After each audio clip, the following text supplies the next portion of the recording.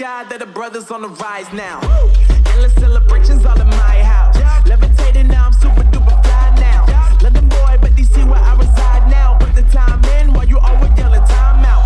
If you quit it, cause I know I'm coming with it. You were sitting, you were wishing I was handling my business. Now I got the ball like Harry Potter playing Quidditch. And my business is humongous, you would think that happens in there. Damn man, I'm all that, yeah I'm all that. Looking for that whip, yeah that what you call that. I'ma blow up in the summer, have him yelling fall back. And I've always been ahead like an effing ball cap. Man, I came in the game like whoa.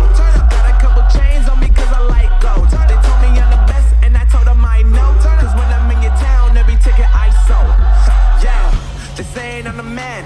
Facts bro, lot of haters, tell me where they at though. I'm the new pop, all I